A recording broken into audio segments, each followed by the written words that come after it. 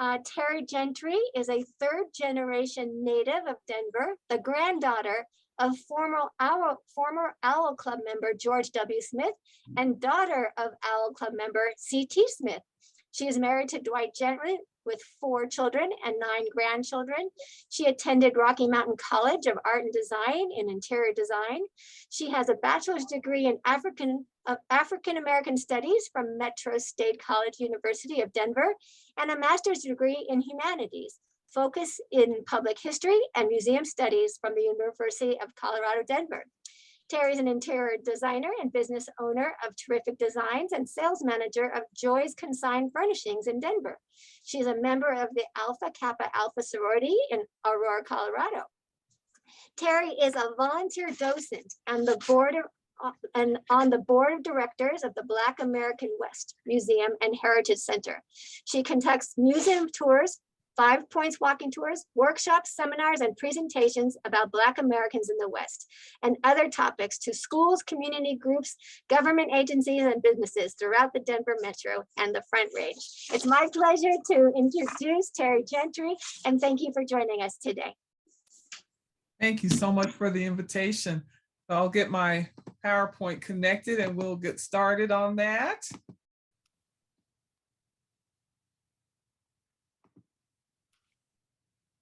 See.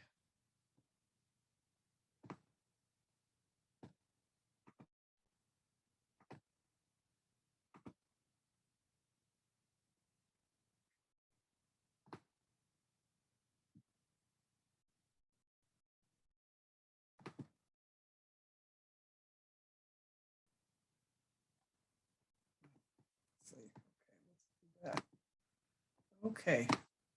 Thank you. So I am Terri Gentry, volunteer docent at the Black American West Museum and Heritage Center in Denver. And we're in the former home of Dr. Justina Ford, the first Black woman licensed doctor in Colorado. Dr. Ford's home is shown here in the picture. We've been closed for a couple of years due to the pandemic. And then during the midst of that, started doing some renovation work and restoration work. The picture on the left shows the museum with the paint having been removed in the last few months. And this picture was on Dr. Ford's birthday, January 22nd. The picture at the bottom shows the museum as it was back in the 20 years or so that up until a couple of months ago. And Paul Stewart is the founder of the Black American West Museum. He grew up in Clinton, Iowa, and as a child, he liked to play cowboys and Indians, and sometimes he wanted to play the cowboy. His friends would say there's no such thing as Black cowboys. So in 1962, he came out here to visit his cousin, and they were walking in downtown Denver, and he met a Black cowboy. This inspired him, and he moved back to Denver and opened a barbershop over on East 34th Avenue and Elizabeth Street in Northeast Denver.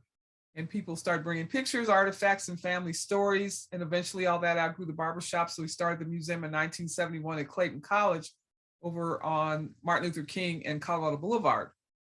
He was there a couple of years and then moved the museum to the basement of KDKO, our Black radio station, and was there about 15 years, and then moved to Dr. Ford's former home after it was relocated from 2335 Arapahoe Street to his present site at 3091 California Street, and 4 years of restoration, so effective in 1988, and we are still there. And our exhibits include Black cowboys, ranchers, farmers, and miners. We have a military room that exhibits Buffalo Soldiers and Tuskegee Airmen. Our region covers west of the Mississippi, the western half of the United States, 5 Points in the Curtis Park neighborhood where we're located, and approximately from the 1850s to the 1950s, or roughly pre-Civil War, just beyond World War II. And in our history, we have folks such as York, who was enslaved by Captain William Clark, but traveled throughout the Western United States, and Esteban, who was on a ship that landed in the Gulf of Mexico and continued his exploration. And this is James Pearson Beckworth, who was a fur trader, a trapper, a scout. He was enslaved in Virginia, when he was free, started traveling around the country. He was honorary chief of the Crow Nation for several years. He set up the trading post in Pueblo, Colorado, and so we consider him one of the founding members of Pueblo. There's a past name for him between California and Nevada. And then this is a map of the United States before 1492. This is a history of all of the different nations.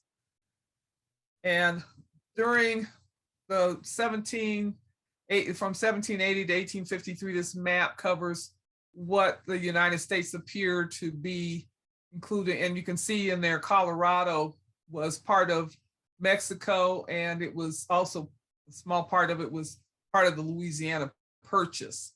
And so the Treaty of Guadalupe Hidalgo in 1848, the United States purchased land owned by Mexico. It was about 15 million acres.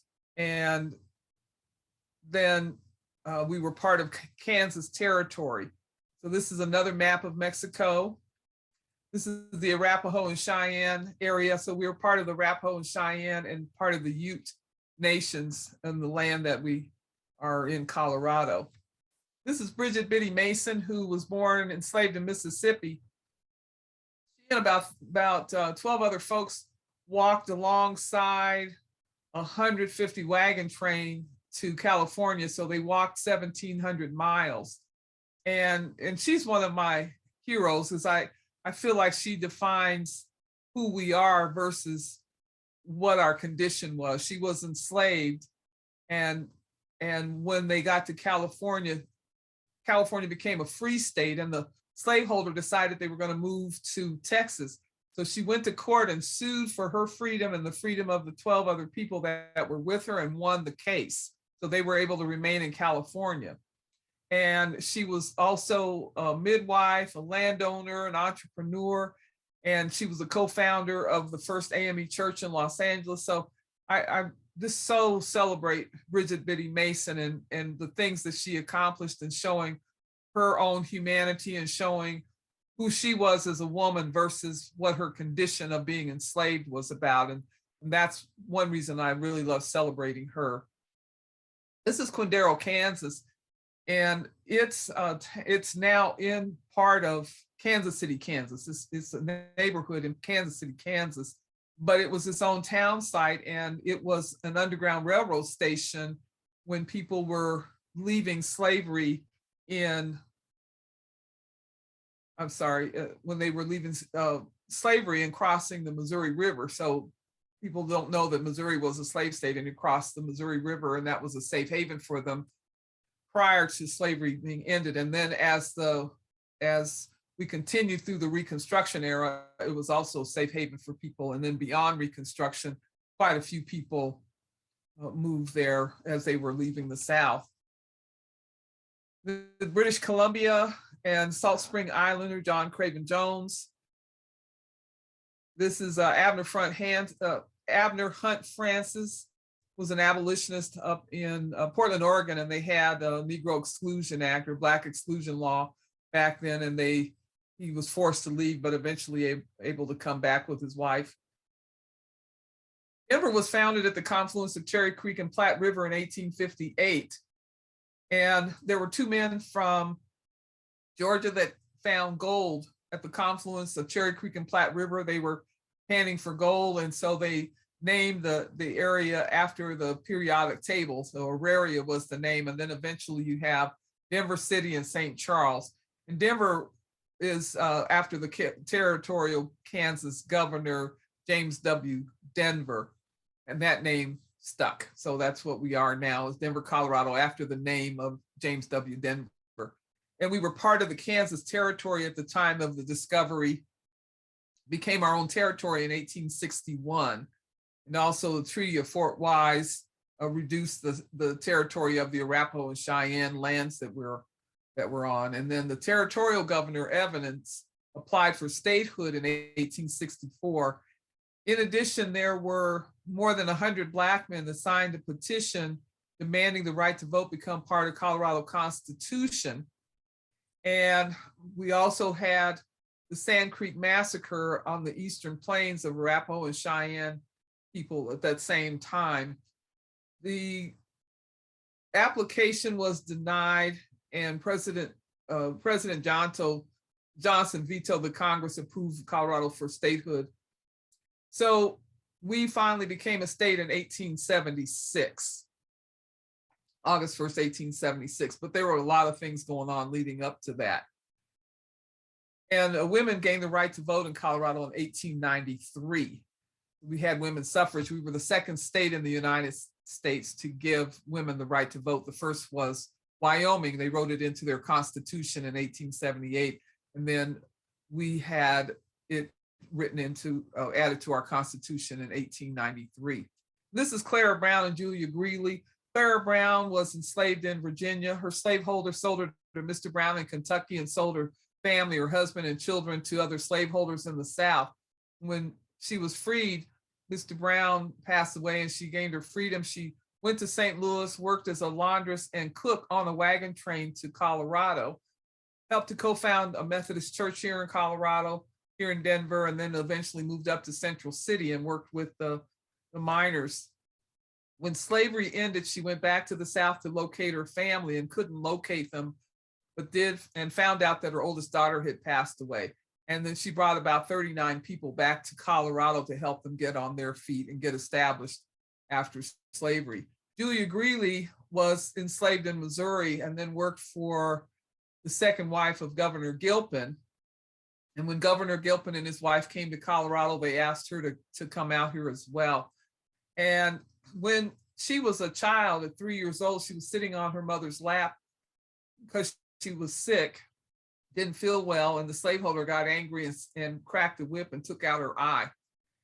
That was a pretty horrific event. But anyway, she continued her life.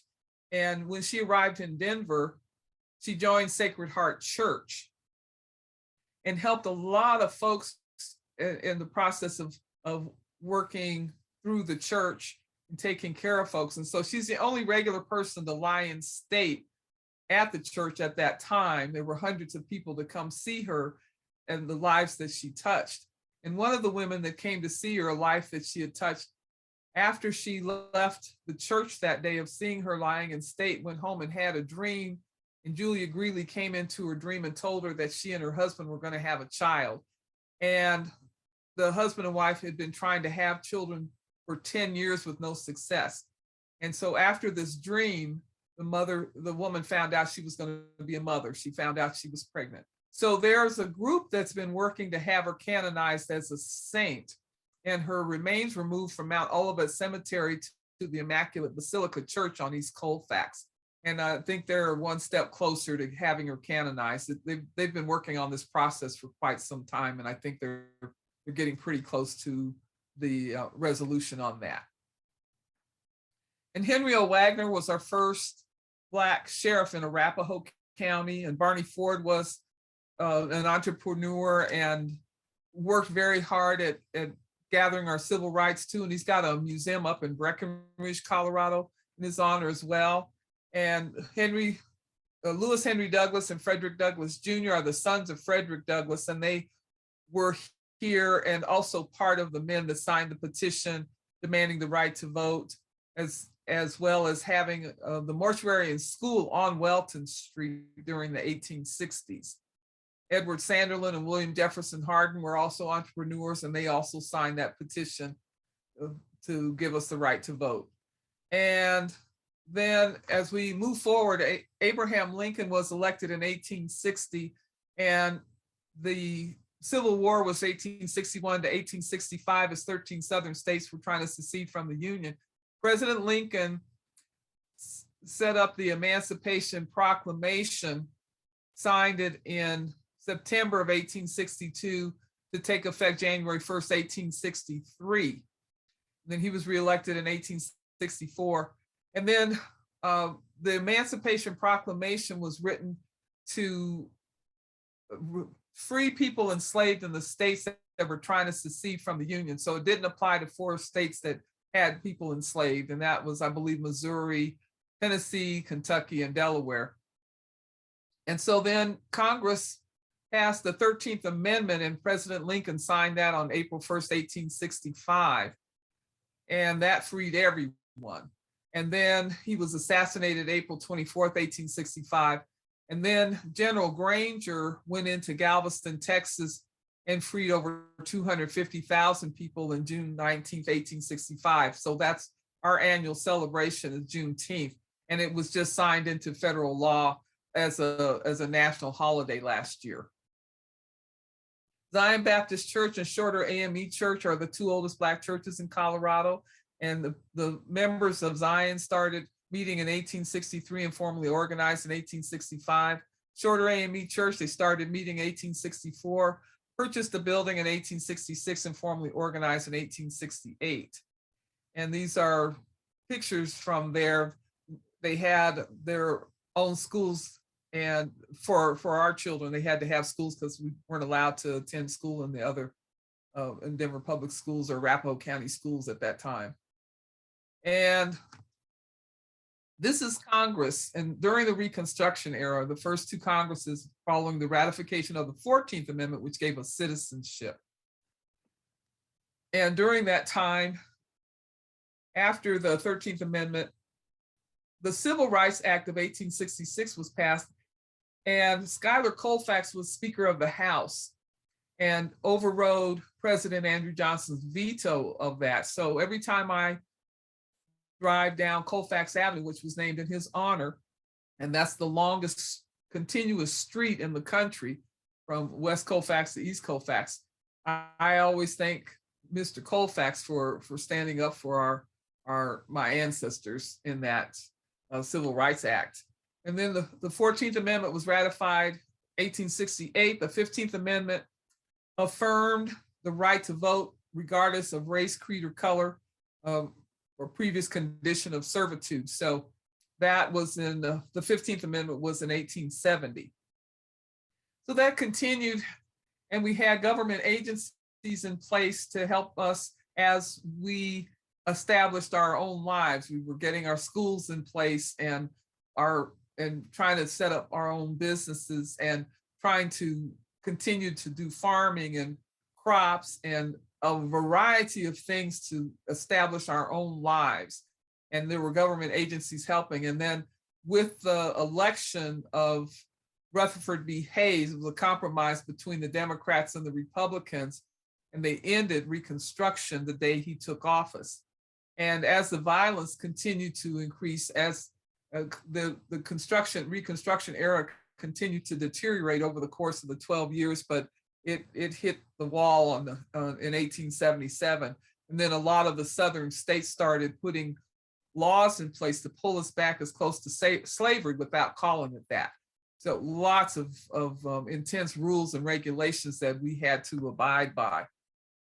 And so that encouraged a lot of people to pack up and leave the South and get away from the violence and the heartache that they were experiencing. And Benjamin Pap Singleton encouraged about 30 to 40,000 of those folks to leave and head to Kansas. So they came into Kansas, and I'd already mentioned Quindaro, Kansas, and Topeka, Kansas, and they started their own community, Nicodemus, Kansas, and you found Mount Bayou, Mississippi, Boley, Oklahoma, Blackdom, New Mexico. Later on, we have Deerfield, Colorado, but there were more than 200 Black settlements scattered throughout the Western United States. There were quite a few of them in Oklahoma that were Black town sites, and then they were scattered around the country. And from what I understand, there were as many as 25 small settlements in Colorado overall.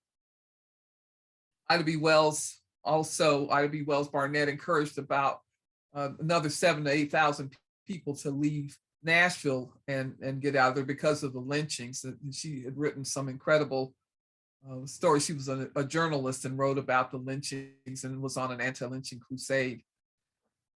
This is Walker Anderson, who was a miner and also a bricklayer here in Colorado and helped to build some of the structure, the buildings that we have downtown, including the state capitol and the city and county of Denver and a couple of other buildings down there. And these are gold miners and other materials were mined in our mountains.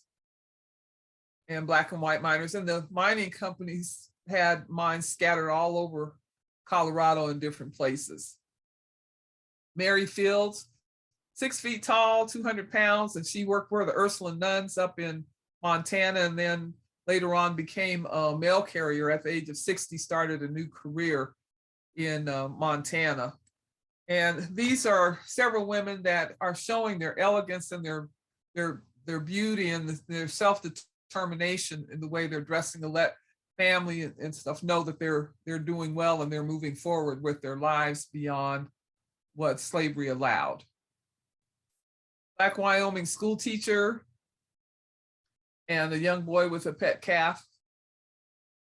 And almost 1 in 3 cowboys was black. The vaqueros, the Mexican cowboys, started with cattle ranching in the 15th century and continued to teach everyone how to be cowboys. And we had a large number of black people enslaved that's what they did. So after slavery continued that tradition of moving cattle throughout the Great Plains area. And these are some of the cowboys, including Nat Love, Bose Icard, and Matthew Bones Hooks. The cowboy Cookie was a cowboy that no longer rode the range, but he was on the wagon, and we would feed the cow hands and ranch hands, feed them and make sure that they were taken care of in different ways. This is a picture of the chuck wagon, and one chuck wagon could hold enough supplies to feed about 10 to 12 cowboys for 5 months. And the cowboy Cookie was acted as a doctor, dentist, and just took care of a range of different things on behalf of the cowboys. This is one of their famous recipes. It's called Son of a Gun Stew.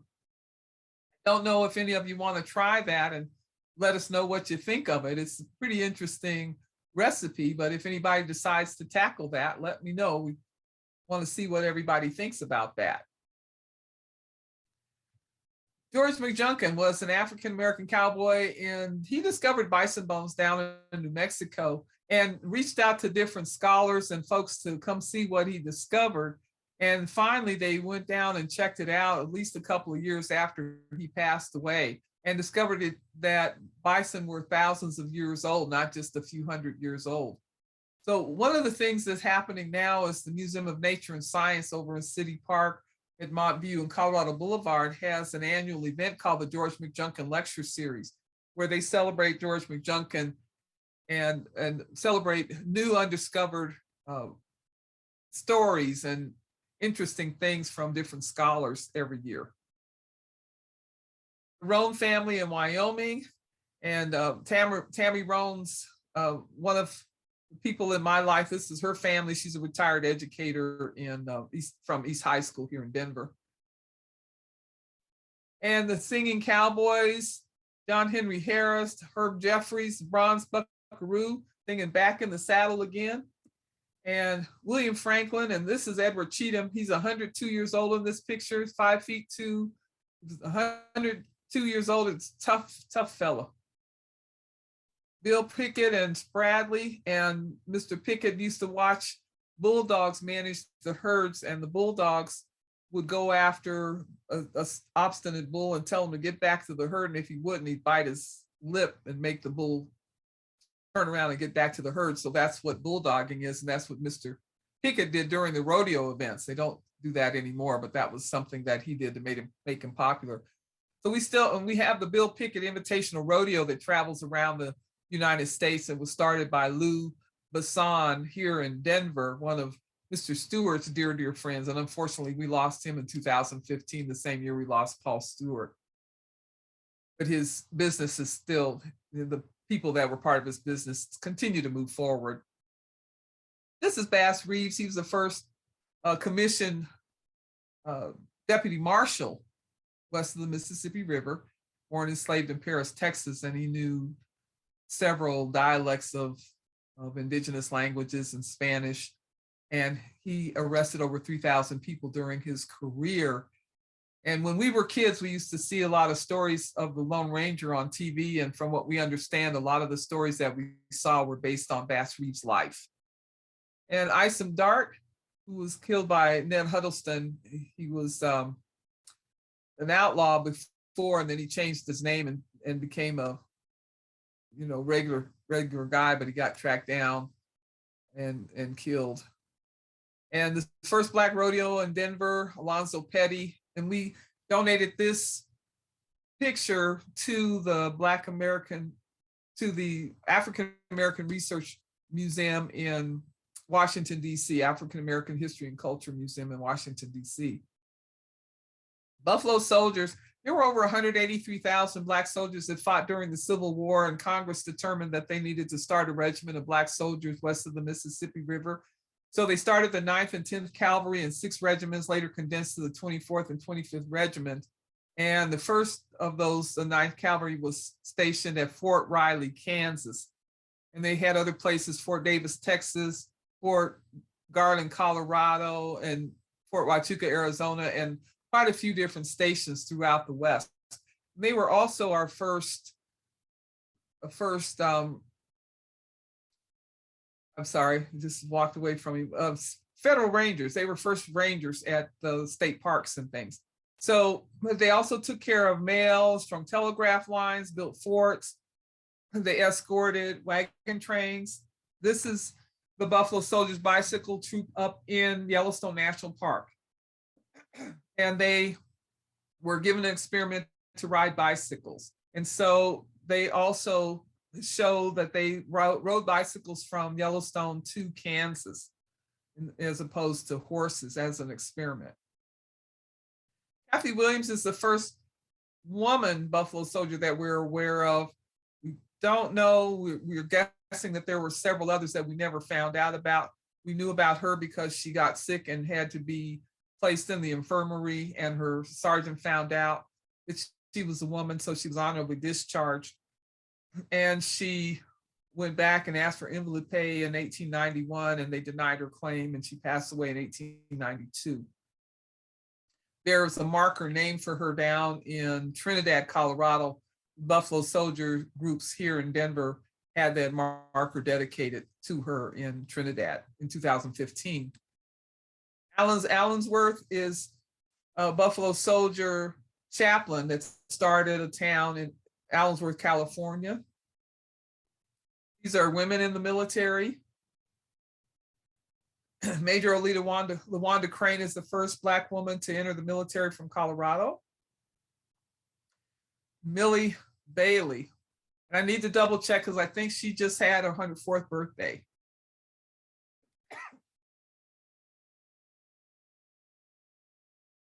I'd mentioned Oklahoma, Black towns of Oklahoma. And I apologize, I just have to take a little water real quick.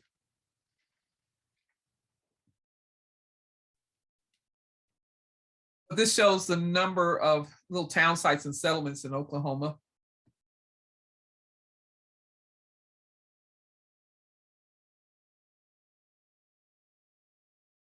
And Tulsa, Oklahoma, where Black Wall Street was located. And the Tulsa Massacre in 1921. So those were pictures before. These are pictures after the massacre. Elizabeth Piper Inslee was instrumental in the women's suffrage in 1893 here in Colorado. Edwin Hackley, our first Black attorney, and Emma Azalea Hackley was our first Black woman to graduate from the University of Denver. I apologize. A lot today. And Edwin Hackley also started the Colorado Statesman newspaper. An important story in our history are the Pullman Porters. George Pullman started the sleeping cars back in about 1866 and specifically hired Black men to service the trains. And a lot of the kids that I grew up with, their parents, their dads or grandfathers had been working on the railroads. My grandfather, George Washington Smith Jr., a World War II vet, and also a waiter for Union Pacific Railroad until he retired.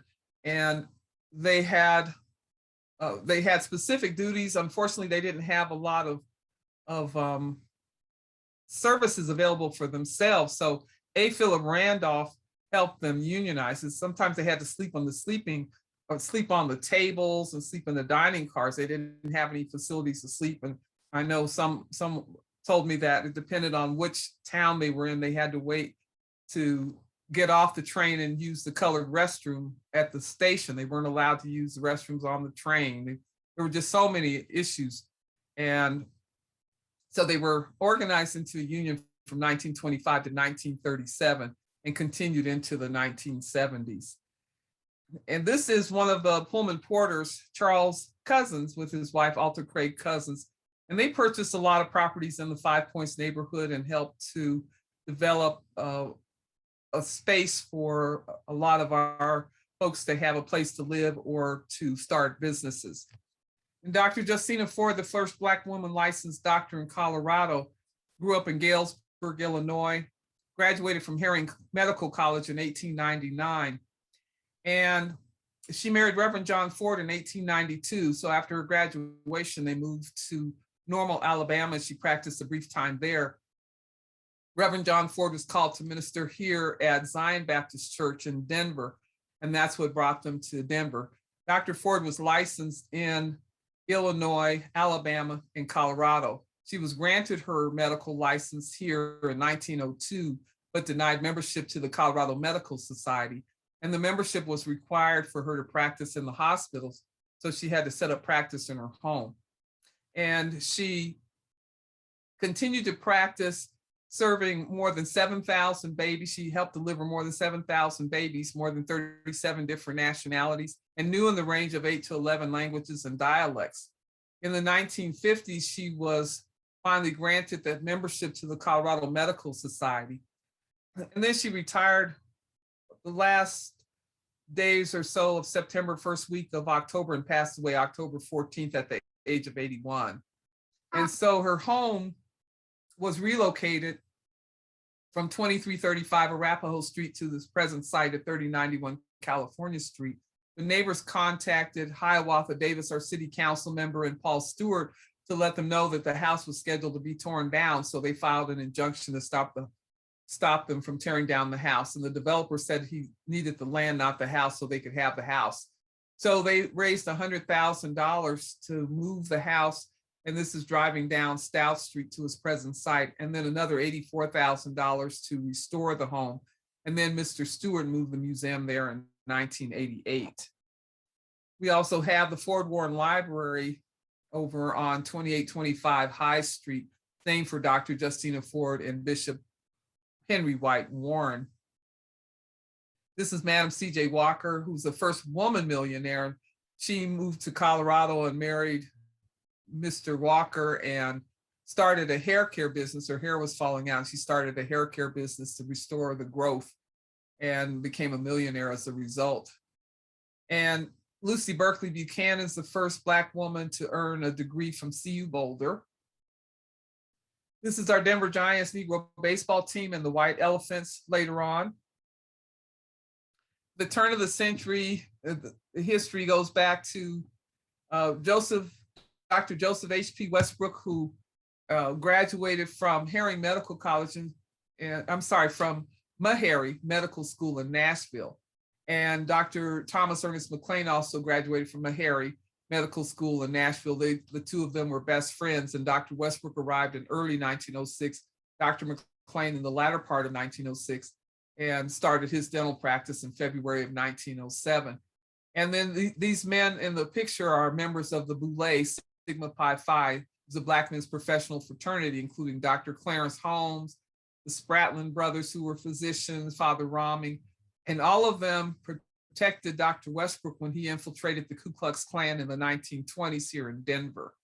They fiercely had to protect his identity so no one would find out that he had infiltrated. Dr.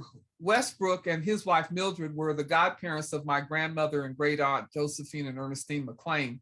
And Dr. Thomas Ernest McLean is the first Black licensed dentist in Colorado and my great grandfather. Dr. Clarence Holmes, another dear friend of my great grandfather, in addition to all of the work he did as part of the Boulay, he helped to start the Cosmopolitan Club of Denver. He was a charter member of a Black men's fraternity, Omega Psi Phi fraternity. He was also part of the NAACP and other agencies to continue to move forward and uplift our community and protect us and look out for us as far as our civil rights and human rights, in addition to being a world-class dentist. And then we also have Marie Anderson Greenwood, who's our first Black tenured teacher in Colorado. And Dr. Greenwood, she was, we lost her just about 3 weeks, or a week before her 107th birthday, a couple of years ago. And this is Ida Clark DePriest, who was also part of our women's suffrage movement here in Colorado as well. Colored American Loan and Realty, and we had several other agencies and organizations. The community was redlined, the 5 Points neighborhood, and redlining, there was a government agency back in the day that would help businesses of banking institutions and other things determine which neighborhoods could get resources. So the neighborhoods were identified as blue, green, yellow, or red. And so redlining, the neighborhoods with high Black population were not given resources and were blocked from that. So we worked very hard in our community to set up our own resources. This is my mom's side of the family. On the picture on the left is my mom's two oldest brothers, Uncle James and Uncle Frank, and then my grandmother on the left, my great-grandmother standing in the middle, my great-great-grandmother seated, my great-great-great-grandmother, Harriet Bailey, who was born enslaved on the Bailey Plantation in Lauderdale County, Alabama in 1840. And this picture was taken in 1930, of just a couple months after my great-great-grandfather had passed away, Frank Davis McPherson. And then the picture at the top left is Grand Ann, my great-great-grandmother's sister, Aunt Neil, Cornelia Stone Bailey White. And next to her is my dad's mom. This is my grandmother, Ernestine McLean Smith. And then next to her is Grand Kell, my great-grandmother on my mom's side, and then Grandma Mac, my mother's mom. And at the bottom is Granddad Mac, my grandfather, and two of his sisters. And they were all part of the Whittier neighborhood. So my great-grandfather, Dr. McLean, bought a house at 2538 Marion Street, and they were the first Black family on the block. And then my mother's family was at 2218 Lafayette. So 2538 Marion Street and 2218 Lafayette is where I grew up most of my childhood, aside from where I lived. And so we also have other events that were happening in the Denver area with a lot of growth. And Deerfield, Colorado was the largest of more than 25 Black settlements in Colorado. And this is Oliver T. Jackson, who started Deerfield in 1910. It's 26 miles east of downtown Greeley. And it's the ghost town now, and the museum owns couple hundred acres, and then several of the families still own their land up there too, their descendants. And then we have the Tuskegee Airmen from 1941 to 1949. The Tuskegee Airmen learned how to fly fighter jets down in Tuskegee, Alabama. And their claim to fame is they flew more than 1,500 missions during World War II, escorting bombers in and out of Europe, and they never lost a bomber during any of their missions. And we have several Tuskegee Airmen that are here from Colorado. This is a picture of Colonel Hubert L. Hooks Jones chapter of Tuskegee Airmen, and Colonel Jones is standing on the far right. And then standing in the middle is John Mosley. John Mosley and Colonel Jones are both Manual High School graduates. So Manual alum, we celebrate them. And John Mosley was also the first Black football player up at CSU. And this is another picture of Colonel Jones and John Mosley and George O. Martin and Mr. Green, Mr. Bruner, and Mr. Stanigan. This is the Colorado chapter of Hubert L. Hooks Jones chapter. They named it in honor of Colonel Jones because he was born September 18th, 1915, and he passed away August 24th, 1975, just a few weeks before his 60th birthday. So the other men of the chapter decided to name it in his honor. And it's a really important story for me. John Mosley and Miss Edna. Edna Mosley was the first Black city council woman in Aurora. She was also my dean at Smiley. And then Mr. Mosley and Colonel Jones and several of the other men that I know from that time were in the Owl Club of Denver with my grandfather, who was the World War II vet. This is the American firefighters, African-American firefighters over on 26th and Glenarm Place is where they started. And so this is a picture of the first firehouse and the one, there's still a firehouse over there. And Charles Cousins Jr. and Jerome Biffle and Nathan Biffle. And these are first Black police officers. These are some of the police officers from earlier in the time.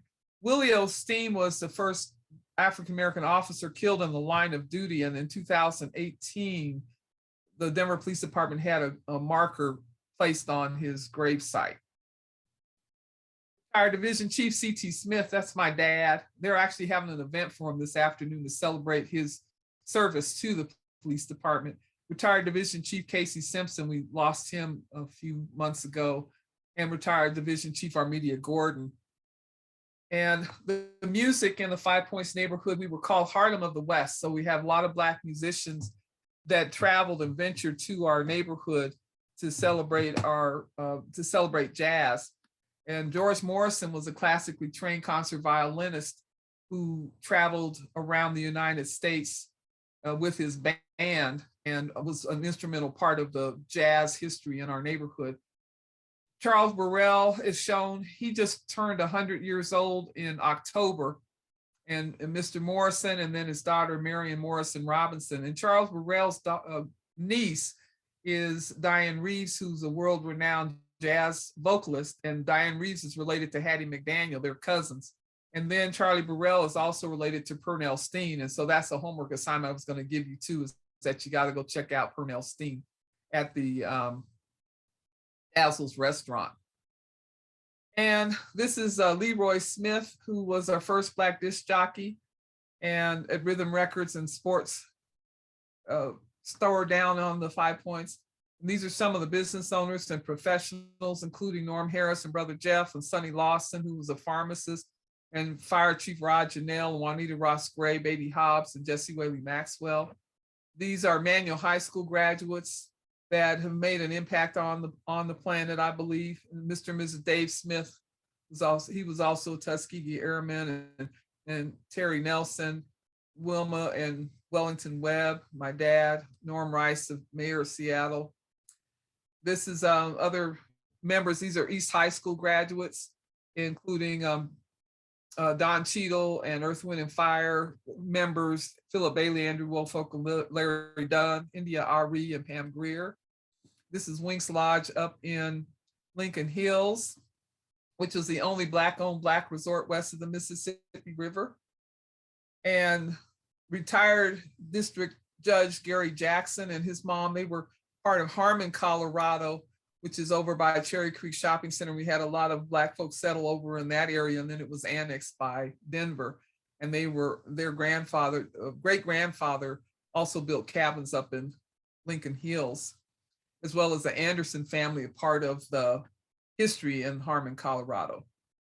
And Lawrence Henry Leitner, and the American Woodmen, and they employed a lot of people and also provided a lot of services to our community.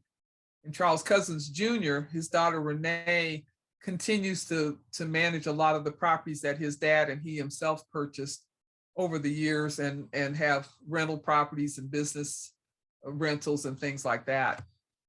And George Washington Carver Day Nursery, and this is Dr. Clarence Holmes and Mr. Ward, high school principal over at Manual High School. The Owl Club of Denver is the longest continuous running debutante presentation in Colorado. And my grandfather joined in 1947, and my dad is still a member. And they continue to have an annual event every first weekend in June to present young Black women to society that have grades and being celebrated and honored in our community.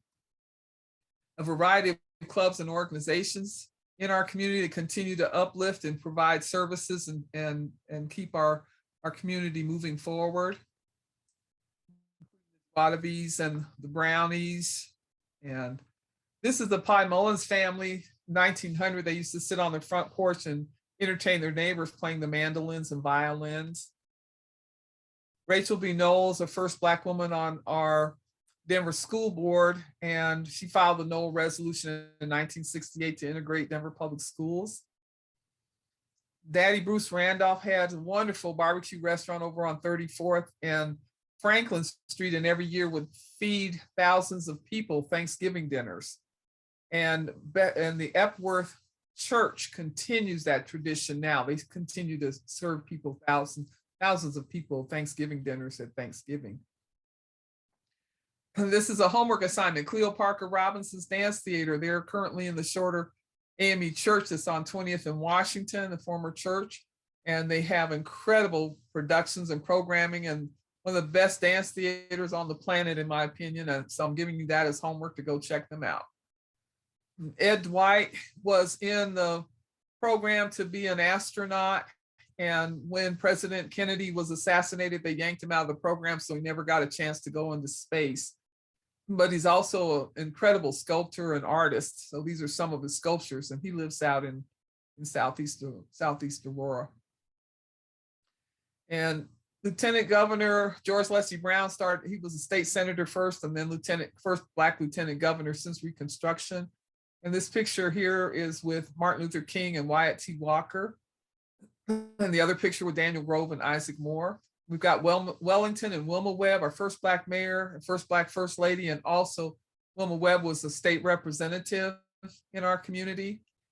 And these are other folks of service, including Regis Groff, Miss Tanner, Wilma Webb, and Ari Taylor. Gloria Tanner was our first Black woman state senator. And Ari Taylor was our first Black woman state representative. And these are other folks in our midst to Joseph Stewart, Vicki Buckley, first Black Secretary of State, and Joe Rogers. Earl Mann was Paul Stewart's cousin. Stephanie O'Malley, the first Black woman manager of safety, and Peter Groff, Speaker of the House, Terrence Carroll, and Happy Haynes, and Michael Hancock, Robert White, Chris Herndon, Murphy Robinson, Elbert Wedgeworth, Rosemary Marshall, and Stephanie O'Malley, former Denver clerk and recorder as well, Rhonda Fields, John Buckner, Jovan Melton, Anthony Graves, Chris Herndon, Anna Jo Haynes, Angela Williams, the Elite Eight, the University of Colorado, Denver. And these are healers in our community, physicians and surgeons and dentists and midwives and healers. Sam Carey Bar Association, and other folks that are in our community that keep us lifted up. The Blair Caldwell African American Research Library, Omar D. Blair, our first school board first Black school board president, and Elvin Caldwell, our first Black city council member. Pauline Robinson was our first Black librarian. This is Terry Nelson, the keeper of history and the director of the Blair Caldwell African American Research Library. And this concludes my presentation about our folks moving here for self-determination, equity, and freedom, and to escape slavery, oppression, lynching, and violence, and education and resources, and strong family values and religious beliefs. And we're still working toward a new way of life, and work is in progress to continue to keep our community lifted up. Thank you so much.